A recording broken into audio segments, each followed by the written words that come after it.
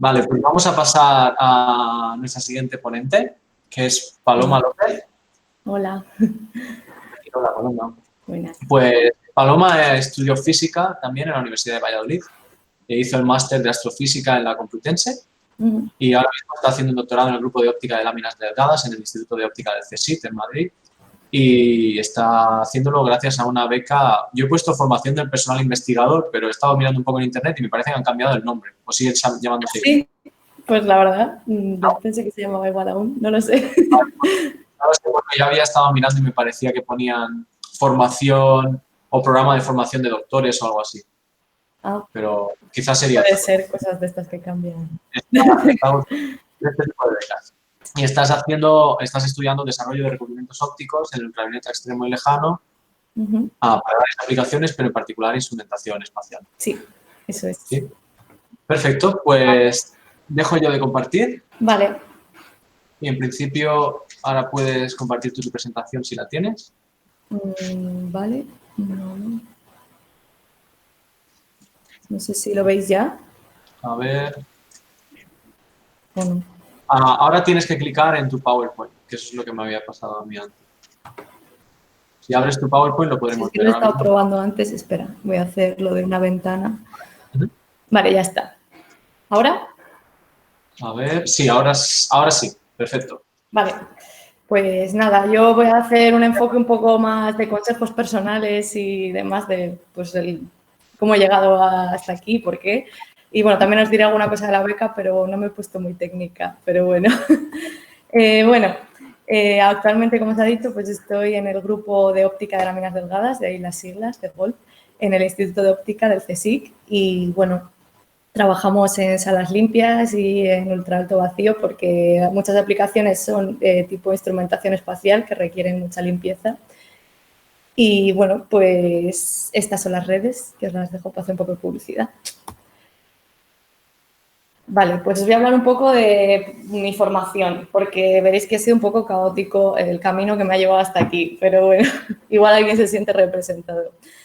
Pues lo primero es que hice el grado en física en la Universidad de Valladolid y me gustó mucho cómo se da la carrera allí, la verdad me dio la sensación, bueno, el contenido que dan es bastante general en cuanto a que no hay mucha especialización en optativas. Y yo pensaba que eso era más o menos lo estándar, pero luego cuando fui a la Complutense a hacer el máster me vi que ya pues desde cursos muy tempranos se especializaban bastante. Entonces dije, bueno, pues al acabar me había gustado la carrera, me gustaba la investigación, pues voy a especializarme más haciendo un máster. Y ahí ya empezó un poco la crisis de lo que me gustaba, porque en realidad me gustaban muchas cosas, me gustaba la astrofísica, la teórica, también el laboratorio, nuclear, o sea, bueno. Al final decidí hacer el máster en astrofísica en la Complutense y lo que hice fue intentar cubrir con las optativas pues bastantes cosas bastante diferentes. Por ejemplo, hice las prácticas en empresa en el Instituto de Micro y Nanotecnología, que haciendo unas cosas muy parecidas a las que hago ahora, y luego el TFM era de cosmología, que me gustaba también. Y entonces ya acabé el máster y fue un poco cuando me dio la crisis existencial de a ver qué hago ahora con mi vida, porque me gusta esto, pero tampoco sabía mucho por dónde tirar y demás. Entonces, bueno, yo pensé, la verdad es que me gusta la investigación, me ha gustado la carrera, me ha gustado el máster, me gusta mucho la divulgación, que en Valladolid teníamos un grupo de divulgación y me encantaba.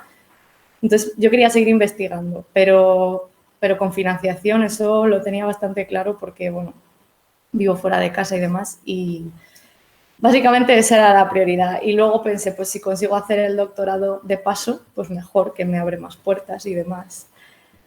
Y bueno, pues sin tener yo mucha idea, me puse a buscar una lista de becas posibles pues para financiar el doctorado. Y entonces dije, va, seamos realistas, que tengo un 7 de media. Y bueno, pues las que no requieren medias, o sea, notas de corte muy altas, son estas que he dejado aquí y más muchas otras. Entonces yo me centré sobre todo en las FPI porque me parecían las más interesantes.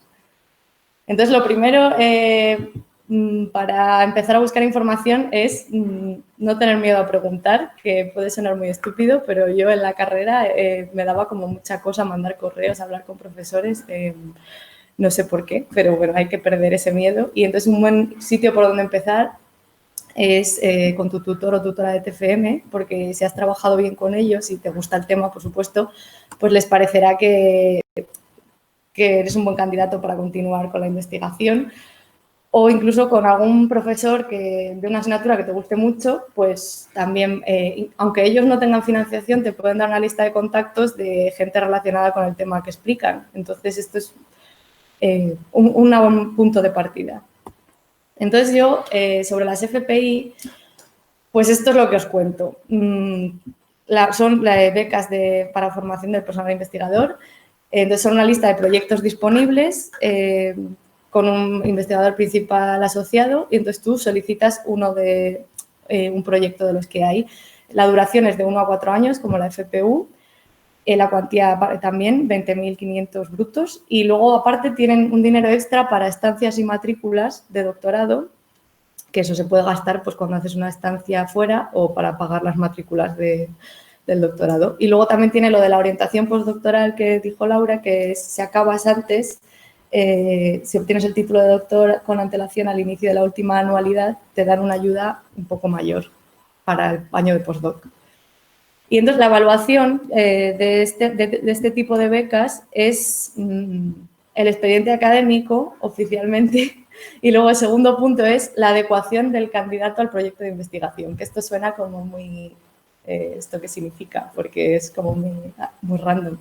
Pues básicamente que el candidato que más le guste al personal, al IP, al investigador principal, pues dentro de un rango razonable de currículums y demás, o sea, no pueden coger y meter a su prima que estudia lengua en una beca de física, pero bueno, que más o menos ahí esa es la ventaja.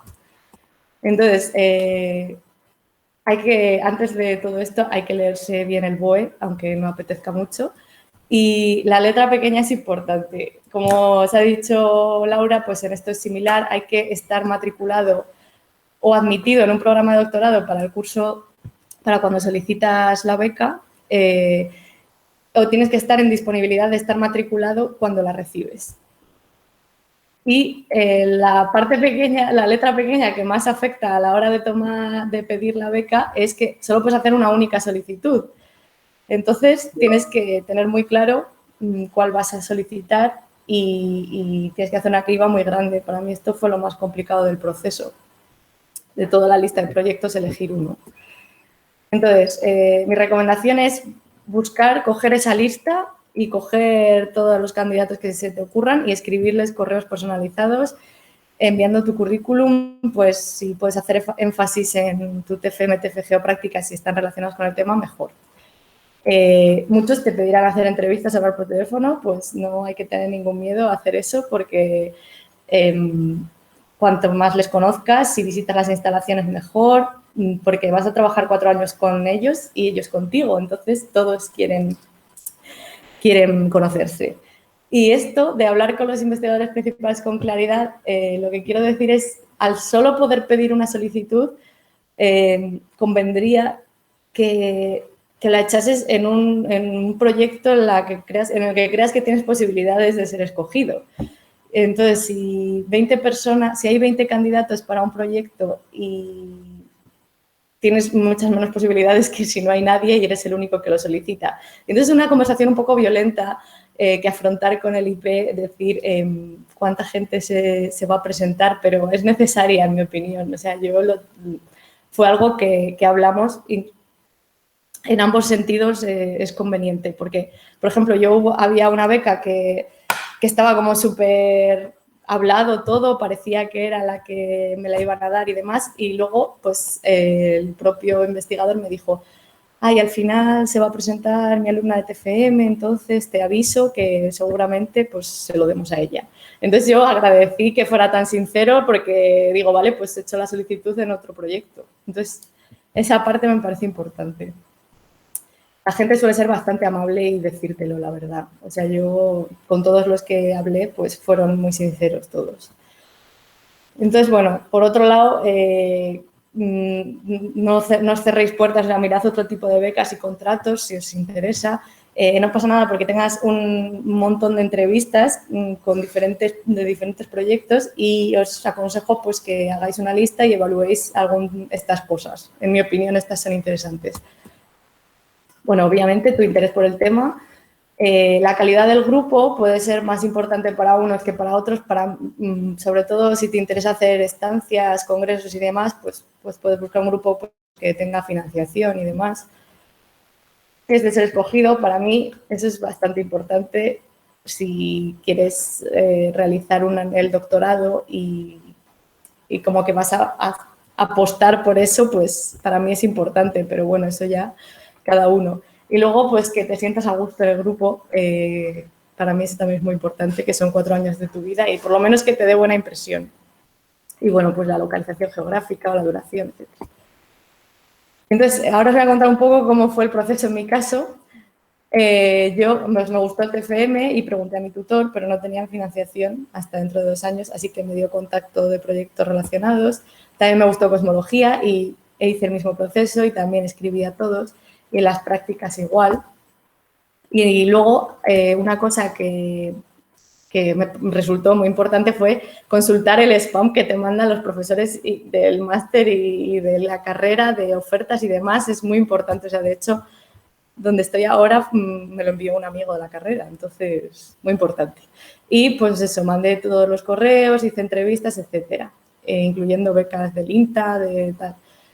Y al final mi lista era como enorme y no tenía ni idea de qué hacer con mi vida, pero bueno, decidí visitar las instalaciones a mis compañeros y lo pedí en este grupo porque me gustaba el tema, era un buen grupo de investigación y, muy importante también, tenía como muchas posibilidades de ser escogida, o sea, tenía muy claro que me la iban a dar, entonces eso me daba una seguridad a largo plazo que necesitaba en ese momento, porque además los tiempos son muy largos de espera, entonces, no sé.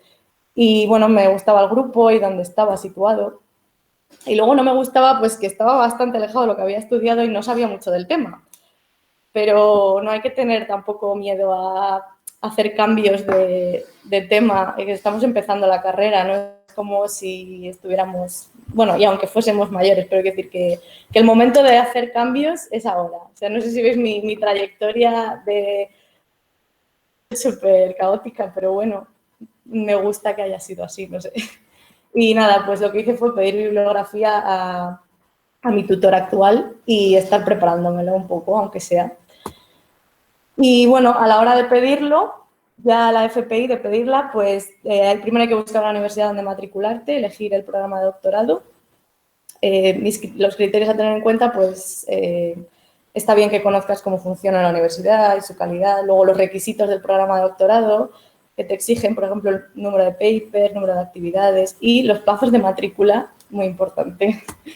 Os digo porque en el caso de la Complutense, la matrícula se abría en octubre, justo antes de pedir la solicitud, y no se volvió a abrir hasta octubre del año siguiente. Y la solicitud se resolvió en julio y estuve 8 meses desde que había pagado la matrícula hasta que se resolvió, con el tiempo contando, por así decirlo, en la universidad, porque tú tienes 3 años más prórrogas en la universidad para leer la tesis desde octubre. Y la beca no se resolvió hasta julio. Bueno, para mí esto es lo peor de este tipo de solicitudes, la verdad. Para empezar, porque te tienes que arriesgar a pagar una matrícula sin saber si te van a dar un doctorado. Y para seguir, porque eso, estás perdiendo tiempo de tesis. Pero bueno, eso es en este caso, los plazos estaban así de mal. Imagino que habrá otras universidades en las que encaje mejor esto, pero no lo creo, la verdad. De hecho, una amiga mía se negó a pagar la matrícula porque no sabía si se lo iban a dar o no. Y bueno, luego se resolvieron la beca, se la dieron y tuvo que liar una enorme para que la admitieran en el programa y demás. Entonces, yo no recomendaría esa vía, pero es factible. y nada, ¿qué más hay que presentar? El título de grado y del máster.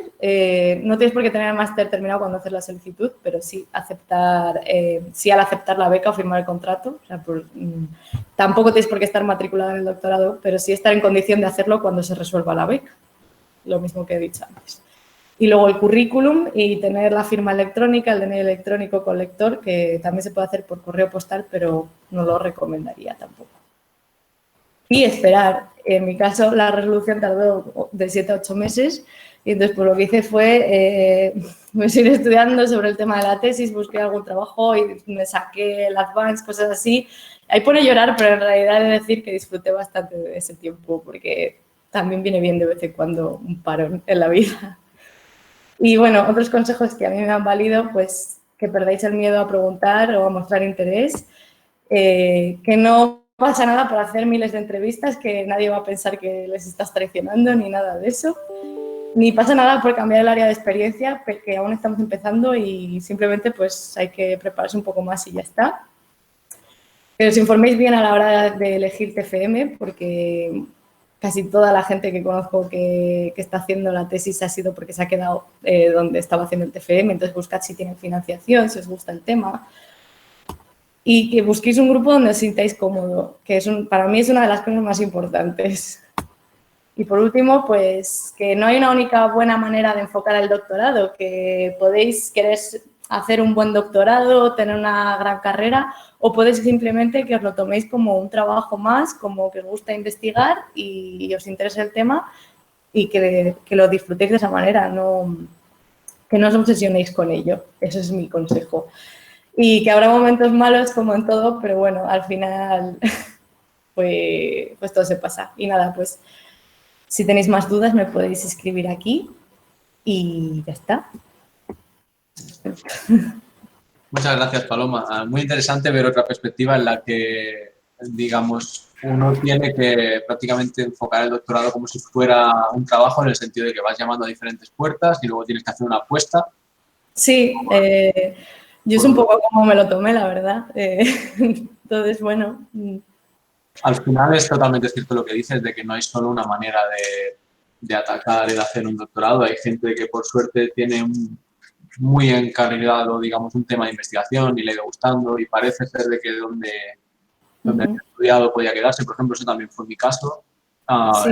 Hay gente que se lo piensa, que se toma un tiempo, va a la industria, que eso también, no os penséis que es algo imposible ir a la industria, trabajar un par de años y volver a hacer un doctorado, no es algo impensable. Yo tenía un compañero, por ejemplo, que es profesor y estuvo como 10 años dando clases y luego volvió a hacer el doctorado. Es decir, hay muchas maneras, pero es interesante ver de todo el proceso que tuviste que hacer tú. En tu caso, ¿cuántas te contactaste? ¿Qué cuántas? Sí, ¿cuántos contactaste? Muchísimos, no sé, 15, igual, 20. Es que se me corta un poco, perdona, que te digo un poco. ¿Te contestaron de todos los grupos? Sí, casi todos fueron muy amables. De hecho, bueno, algunos no, o algunos directamente me dijeron, pues no, lo siento, está cubierto, cosas así. La gente suele ser bastante clara, lo cual me gustó, porque mira, tampoco te marean, por así decirlo. Y luego otros, pues llegué a hacer bastantes entrevistas y parecía que estaba todo muy cerrado. Y luego otros me decían, pues mira, sois dos, creo que esta es la segunda, pero el primero no sé si lo va a pedir o no. Y entonces, para mí eso fue una locura, intentar decidir cuál quería, cuál me gustaba más, cuál tenía más posibilidades. Pues no me gusta esto de que solo puedas pedir uno, la verdad, ni a mí ni a nadie. Siempre lo he visto muy injusto. Sí. Por aquí creo que Raquel Salvador nos ha dejado una pregunta. Dice que ¿dónde publican las ofertas los grupos? Tú dices de que, por ejemplo, te llegó a través de un email de un compañero, ¿no? Sí, este caso fue porque, bueno, mi propio tutor escribió un correo a gente del curso de investigación, de introducción a la investigación que se hace en el CSIC, pues vienen jóvenes del máster y demás, pues mi tutor escribió a esa lista y de esa lista un compañero me lo reenvió a mí. Y yo qué sé, pues yo no he visto las ofertas directamente publicadas por los grupos, más sería buscar la lista de proyectos de la FPI, del BOE directamente, mirar a ver quién es el investigador y buscarle. En el caso de la FPI, eso es una opción, mirar directamente el listado de proyectos a los que uno puede aplicar. Y luego, muchísimas veces, lo que pasa es que hay varios grupos, listas de distribución, por ejemplo, OptiRed funciona muy bien. Eso de los OptiRed, sí, también lo usábamos en la carrera. Sí, está muy bien. Se puede suscribir todo el mundo, no hace falta que estés dado de alta a ninguna asociación. Y os llegarán ofertas, os llegarán 1000 cosas. por ejemplo, Webinar se distribuye allí, pero podrán llegar ofertas también sobre posiciones de doctorado, por ejemplo. Sí. Y en general, si os interesa algún grupo de investigación en particular o podéis mirar una universidad en particular, muchas veces los propios grupos ponen las ofertas que tienen en sus propias páginas web. Sí. En el caso, mis profesores de máster nos mandaban todo y, no sé, fueron muy atentos con eso. Nos mandaron muchísimas ofertas y demás. Entonces, bueno. Y otra de las cosas que has dicho y me parece súper importante es que también os pongáis un poco en la piel del investigador o investigadora que os va a contratar.